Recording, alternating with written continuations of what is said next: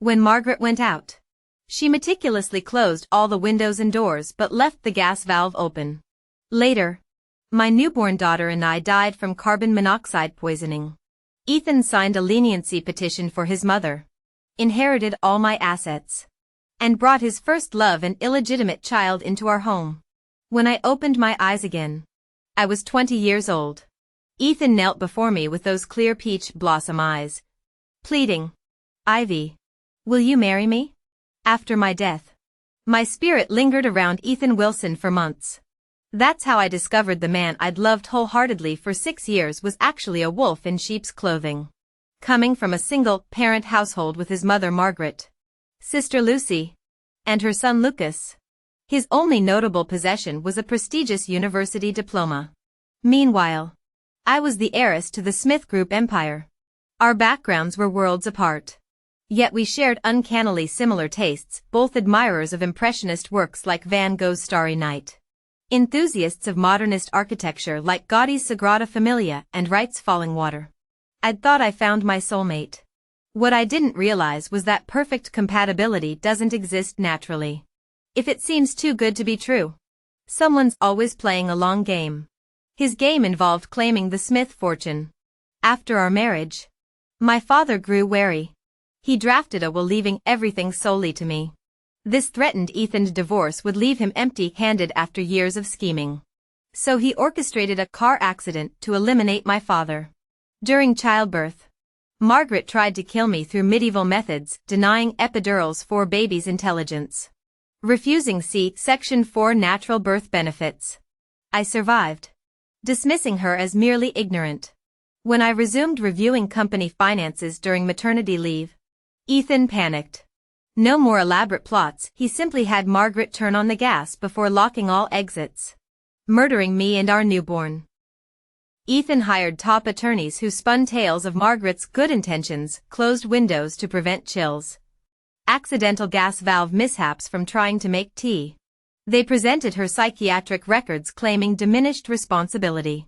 The ultimate insult came when Ethan signed that forgiveness document himself. Margaret walked free with suspended sentencing while Ethan inherited everything, moving his mistress Lucy, their love child Lucas, and Margaret into my family estate. The Wilsons became the new elite. Their luxury built on 3 corpses, my father, my daughter, and me. Darkness swallowed me. Then I awoke at 20, wearing couture amidst white floral arches, breeze carrying freedom's scent. Ethan knelt before me, confidence radiating from those deceptive eyes. "Ivy, will you marry me?" he asked, already victorious. Trembling with fury, I stepped back. "Marry you? Over my dead body?" The words exploded from me. 20 years wiser, staring down destiny itself. Ethan froze, clearly unprepared for my response. His voice even stuttered. What, why? "Ivy, are you feeling unwell today? We can do this another time." His composure cracked momentarily, a flash of darkness crossing his eyes before his meticulous self-control resurfaced. The picture of wounded devotion again, coming down from the adrenaline of rebirth. I scanned the venue. Camera crews buzzed with barely contained excitement. What began as coverage of the Smith-era storybook proposal had suddenly morphed into prime tabloid fodder. Steadying myself, I remembered my responsibility to the Smith Group. Rejecting him was one thing, but I needed to make him the villain here. Pressing trembling fingers to my lips, I conjured perfect heartbreak. "You dare ask why? After your disgusting affair? The photos reached me days ago." Of course there were no photos. But Lucy's compulsive documentation of their happy family would serve me well. What mother wouldn't sabotage the man who abandoned her? Ethan instinctively turned toward Lucy in the audience. There she sat, Lucas in her arms, weeping like a jilted lover. Their eyes met, his glare venomous, her tears genuine. Turning back with practiced ease, he crooned, "Darling, you've been deceived. These fabricated images." I pounced. "Lucy? I never named names. How convenient you identified your mistress yourself." My scornful glance at Lucy turned lethal. "Besides, What sister sobs at her brother's engagement? You two should marry each other and spare the rest of us your incestuous theatrics. The cameras swiveled hungrily toward Lucy's red-rimmed eyes. Journalists murmured excitedly, forbidden love always sold better than corporate weddings. Ethan scrambled. Lucy's just overwhelmed with happiness. Right. Lucy? Through gritted teeth. The woman who'd secretly borne his child forced a grotesque smile. Thrilled, Big Brother found such an excellent match. I addressed the crowd. Do you buy this? A sea of shaking heads. Smiling serenely at my ex-fiancé. I declared. They don't. Neither do I. My stilettos clicked decisively toward exit signs. Ethan's desperate pleas fading behind me. Let him explain to the Smith Group's board why their shares were plummeting over his bastard child. The cameras loved that angle. Of course. Ethan couldn't come after me, he was completely surrounded by tabloid reporters. Trapped in place. As I walked away, I silently vowed that in this lifetime, I'd never let his schemes succeed again. I would protect everyone I cared for. I went straight to the Smith Group headquarters to see my father. Thank God my second chance came early enough, he was still alive. Breathing. And everything could still be fixed. When I pushed open his office door, there he was, diligently reviewing documents behind his black, framed glasses. He looked up and broke into that warm, slightly awkward smile. Ivy. Perfect timing. Mr. Lou just brought over a crate of premium lychees. They're incredibly sweet, try one. Tears flooded my eyes uncontrollably. I hadn't seen that smile since before his death in my previous life. Throwing my arms around him, I clung desperately like he might vanish if I blinked. After a stunned moment, those familiar calloused hands patted my back gently. Just like when he'd comforted me after childhood nightmares. When I finally calmed down, he asked cautiously, "What's wrong? Pumpkin? Did Ethan hurt you?" I hesitated, torn between protecting him from the truth and needing him to understand the danger. Finally, I confessed everything, the rebirth. Ethan's betrayals. The staged accidents that killed me twice. By the time I finished, tears streaked his weathered face. Did it hurt? Sweetheart? The question caught me off guard. I'd prepared arguments about stock market predictions or political scandals to prove my claims. Not this. When you were in labor with his child, when the gas leak suffocated you, his voice cracked. My little girl who cried over paper cuts, he made you suffer like that twice. The mighty real estate tycoon crumpled before me. Decades of stoicism dissolving into shuddering sobs. I'd never seen him cry. Not even during the '08 financial crash. Frantically dabbing his cheeks with tissues, I whispered, "It didn't hurt, Dad." Really. I wasn't lying. Physical pain couldn't compare to watching his casket lowered into cold earth. We'd just regained our composure when the human leech reappeared. Ethan strolled into the office unchallenged. Everyone still saw him as the golden boy successor. "Mr. Smith," he began with polished concern. "Ivy's misunderstanding my proposal.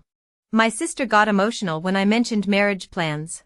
And now Ivy thinks," he chuckled indulgently. "You know how women overreact. Let me take her home before she embarrasses herself further."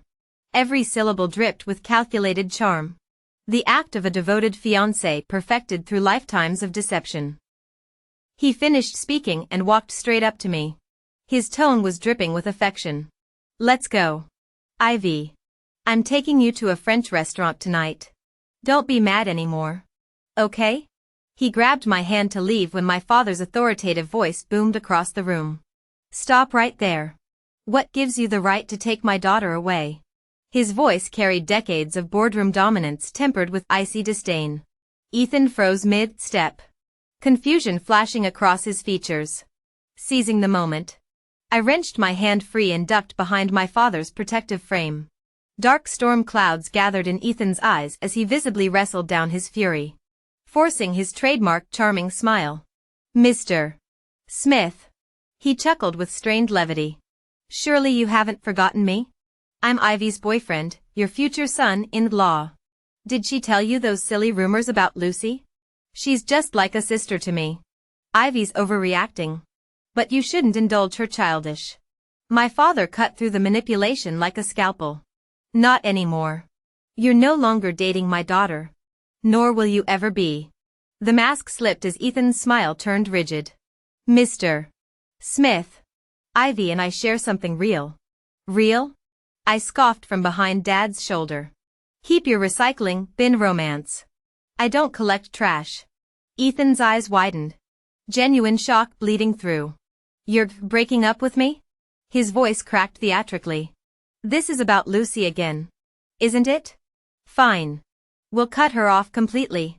Our connection is too profound to throw away, the Barcelona trip we planned after Sagrada Familia's completion. Our matching interests. I rolled my eyes so hard they nearly dislocated. The revelation crystallized, this man loved no one. Not Lucy. His college sweetheart and baby mama. Not even their secret love child. Only his insatiable ambition mattered. Before I could respond, my father delivered the killing blow. You're fired. HR will process your termination shortly. Collect your severance and never approach my family or Smith Group again. Though calmly stated, the words carried executive finality. My father, ever the pragmatist, recognized a liability when he saw one. Talented junior executives were replaceable, family security wasn't. The color drained from Ethan's face. When he finally looked up, his eyes burned with feral rage. On what grounds? He snarled, voice trembling. I've poured my soul into this company. And Ivy, we were happy this morning until you poisoned her against me. This is tyranny. His performative outrage echoed emptily against the marble floors. The gilded cage he'd tried to build around us now permanently locked him out. Firing an outstanding employee proves you're not a successful entrepreneur. Forcing your daughter to break up shows you're not a qualified father. I couldn't listen anymore. Desperately wishing for a dirty rag to stuff into his foul mouth. What kind of twisted logic was this? Was this his pathetic tantrum after realizing his schemes had failed? Since when did a junior employee dare insult the CEO of the company?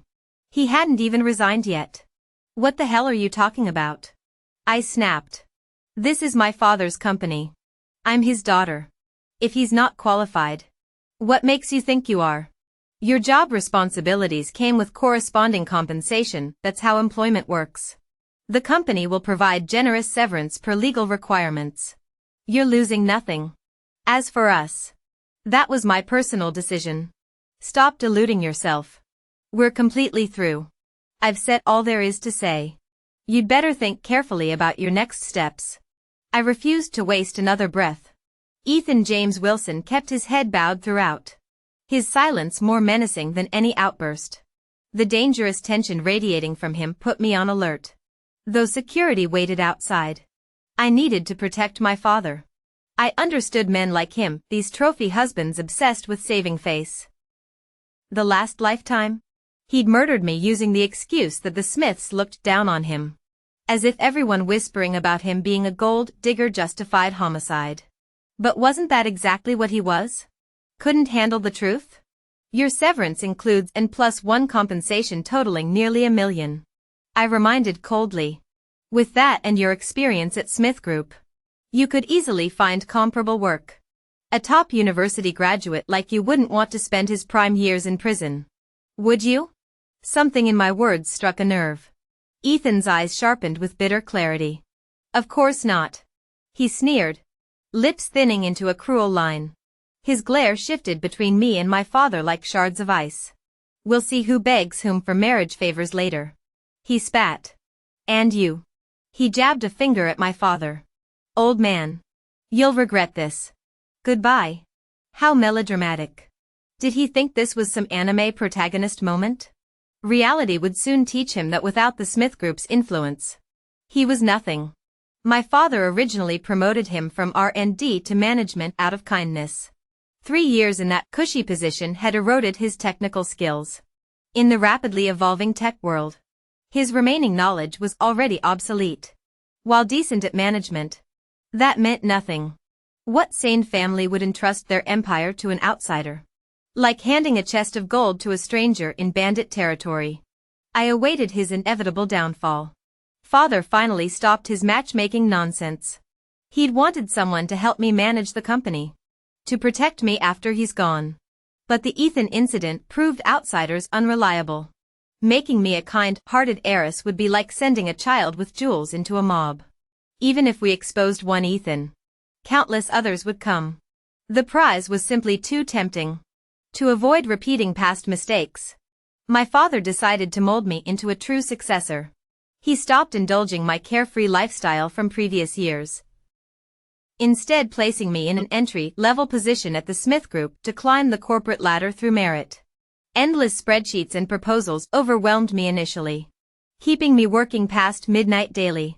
Each morning brought new aches. Yet I remembered the searing pain from that operating table in my past life. Better this grind than childbirth agony, the choice was clear. Gradually, competence replaced confusion. My promotion to deputy department head followed. Life improved. Ethan's comeuppance arrived swiftly.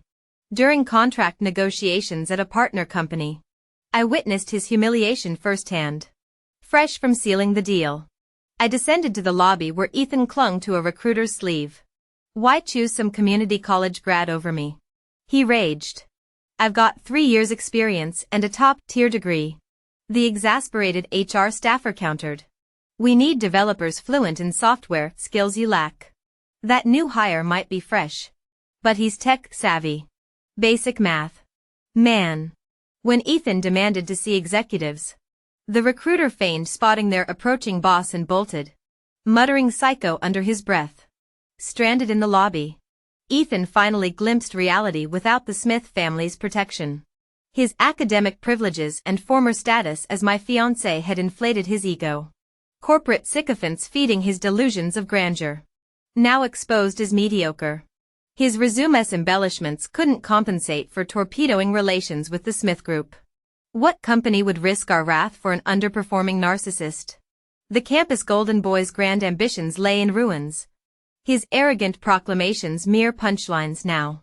Karma's ledger balanced at last. He couldn't even hold down a decent job, let alone make me or my father regret anything. Ethan James Wilson regretted it. He started desperately trying to win me back, cycling through multiple numbers to flood my phone with heartfelt pleas. I ignored every single one, giving him 0 openings. Then one day, Ethan ambushed me outside the Smith Group headquarters, unshaven, in a rumpled suit, looking like he'd been through a wood chipper. I barely recognized him until he lunged to grab my arm. Scared the hell out of me. His weathered face cracked into this pathetic grin. "Ivy, long time no see." My stomach turned. But I wasn't the naive heiress he'd manipulated anymore. I was the Smith Group's battle-tested successor. "Let go or I'm calling security," I snapped. Ethan tightened his grip. "Ivy, please. I've tried reaching you everywhere. I've cut ties with Lucy. I've got nothing left." "Nothing?" I laughed coldly. "What about your son Lucas? Your sister Lucy? Your mother Margaret? Don't lie to yourself." "Ethan." His jaw dropped. "You knew about Lucas? Did that bitch Lucy tell you? She's trying to ruin us." "That accident?" I scoffed. "She seduced me. Refused to get an abortion." His voice turned wheedling. "I swear that's my only secret. You can shoot me next time." Jesus. He's unhinged. Staring at his twisted expression, I wondered how I'd ever loved this train wreck. "Get lost." I pivoted to leave, but he grabbed my sleeve again. "Enough." I hip-checked him into a textbook judo throw. His back hit concrete with a satisfying crack. Since clawing my way back from rock bottom, I'd trained daily for exactly this. Payback felt glorious. That throw probably sidelined Ethan for a week. Cue Margaret and Wilson's circus act next morning, screaming outside our lobby. Legs splayed. Slapping her thighs like a toddler. My baby's hospitalized. His wife attacked him. When security approached, she flopped on the pavement. Kicking and shrieking, "They're assaulting an old lady." My heart. The guards massaged their temples. "Lady, what do you actually want?" Margaret immediately stopped wailing. "Compensation. Medical bills. Lost wages. and nutritional expenses. After beating my son like this, demanding 80,000 isn't unreasonable. 10 to 80,000? The audacity. I refused and called the police. Officers eventually escorted Margaret away. My actions against Ethan were self-defense. But her disturbance clearly constituted harassment and extortion. Ethan never showed up. Likely still bedridden.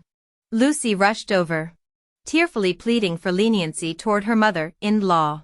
Please give her another chance, she implored with trembling sincerity. Margaret snorted derisively. Save your crocodile tears. My son's failed engagement is your fault. Your obvious behavior ruined everything. Lucy stood stunned, tears welling. How could you say that? Margaret turned away with contemptuous dismissal. I denied the settlement request, ensuring Margaret spent days in custody. Coddling would only embolden future harassment. The brief detention proved effective. Either Wilson family member bothered me again for years. I immersed myself in work, gradually transforming into a capable successor under father's guidance at Smith Group. Years later, while passing a shopping mall after work, I noticed a commotion. The familiar voices of Ethan and Lucy pierced through crowd murmurs about mistress and abandonment. Signaling driver Mr. Lou to stop, I cracked the window to observe. Ethan clung to Amanda, a heavy-set heiress dripping in designer labels, while scarlet-faced Lucy clutched their 3-year-old Lucas. I bore your son, Lucy choked, death gripping Ethan's sleeve. How dare you discard me for this cow? My father sold our crops to fund your education. Amanda smirked imperiously as Ethan fawned. Amanda is Miller Mining royalty, perfection incarnate. Consider your peasant money repaid tenfold through my generosity. Keep the brat you insisted on having. I'm pursuing true love now. When Lucy lunged at Amanda, Ethan brutally kicked her pregnant belly. Enough hysterics. Lucy collapsed gasping as Lucas wailed. The crowd murmured disapproval while I quietly instructed Mr. Lou to drive on. Satisfied, karma had arrived without my intervention. But Ethan didn't care at all. Without even glancing back at them, he pulled Amanda away by the arm. Ethan was truly heartless. I silently rolled up the car window. Perhaps the breeze outside was chilly. I actually shivered, noticing my expression. Mr. Lou tentatively suggested. Miss Ivy, there's still one janitorial position open at the company. If you pity her. I cut him off before he could finish. Unnecessary. My compassion isn't for those who've harmed me. Mercy towards enemies is cruelty to oneself. Let's go. Mr. Lou. This show's over. Mr. Lou nodded and started the engine. After a while, he remarked approvingly.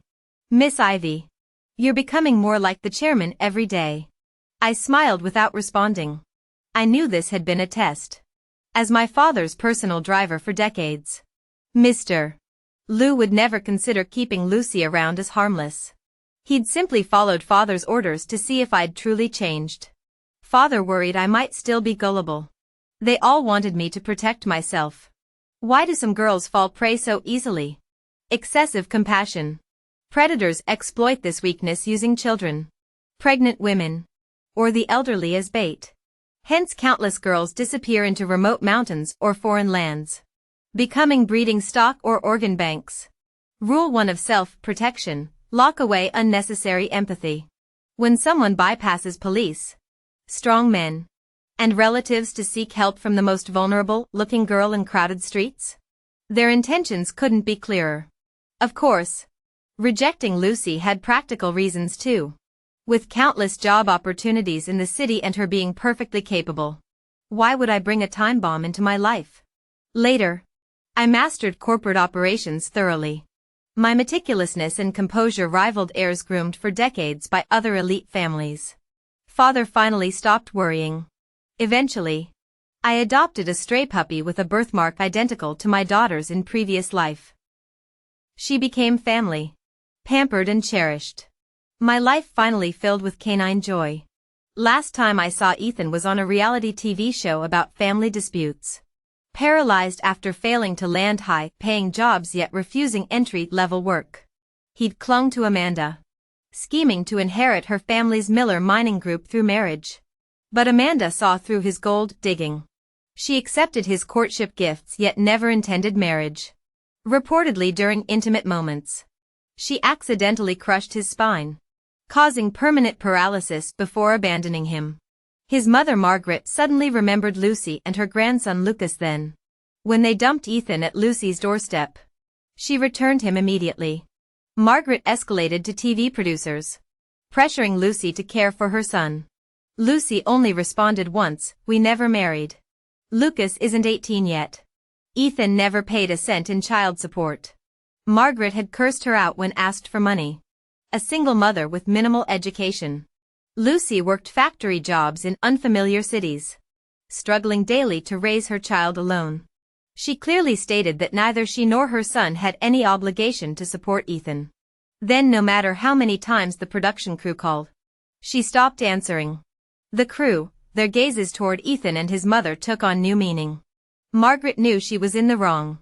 She started wailing and throwing herself on the floor in hysterics. "Are you trying to kill us both? My daughter-in-law refuses to care for her own husband, forcing this old woman to do backbreaking work. What kind of wife acts like this? After slaving away my whole life, this is my reward? Such misery." Later, she turned on her bedridden son. "Look at you. Wasted all that settlement money on that greedy Amanda Miller, claiming she had money. Did she ever spend a dime on you? Now you're broke and paralyzed while she skipped town, leaving me to clean up your mess. Such cruelty. That Ivy Smith was better. At least she spent money on our family without schemes. Why don't you beg her to come back?" Ethan finally snapped. "Stop it. Mom. How could I face her like this? If caring for me is too much, maybe I should just die." Margaret collapsed screaming. "Don't say that. You're my only son, who'll care for me if you die." The room erupted into chaos with competing wails. The production crew's jaws dropped. Who was this Amanda Miller? What about Ivy Smith? Since when did paralyzed patients have such complicated love lives? And why was everyone crying? This was supposed to be a documentary, not a soap opera. Flustered crew members hastily wrapped up filming. They literally fled town that night by train. With no other options, Margaret abandoned her old life to care for her paralyzed son. Changing bedpans became her eternal duty, her obligation. As for Ethan, he'll spend the rest of his life staring at ceilings. I quietly pray he lives to 100.